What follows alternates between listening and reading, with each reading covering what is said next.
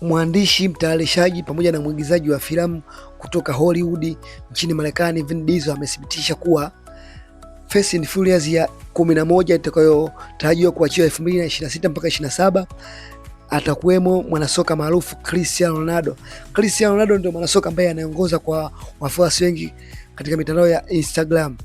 Na Vin Diesel kupitia ukurasa wake wa Instagram siku chache tu ameposti picha akionekana yeye na Cristiano Ronaldo na kuandika caption kwa kusema kuwa wanatamani wengi kuwa katika Fast and Furious, lakini pia kaenda mbali zaidi na kusema hii picha sio editing wa sio AI, ni real, ni picha yenyewe kabisa, na wanaandaa rule ya Cristiano Ronaldo katika Fast and Furious hiyo ya 11. Kwa maana hiyo Cristiano Ronaldo anatarajiwa kuwepo katika Fast and Furious ya 11 ambayo inatarajiwa kutoka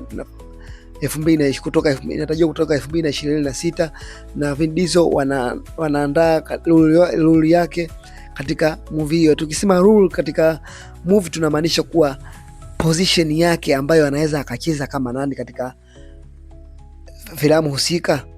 Hivyo Cristiano Ronaldo anaweza akapiga hatua kwanza kutoka katika speed ya kiuchezaji na kwenda katika speed ya movie na ya action za haraka zaidi, ikiwemo katika uendeshaji wa vyombo vya moto.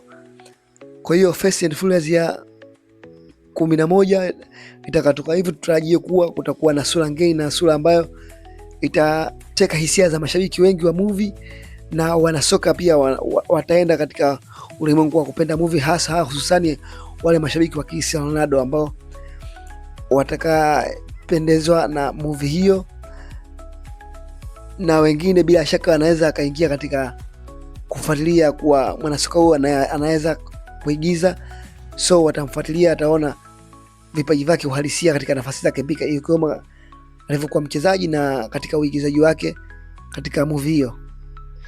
Nikukumbusha tu mtazamaji wa Asham TZ YouTube online channel, kama bado hujasubscribe ili wa kwanza uwe kupata habari zetu pale tunapoziposti, na usisahau kubonyeza alama ya kengele, share, comment na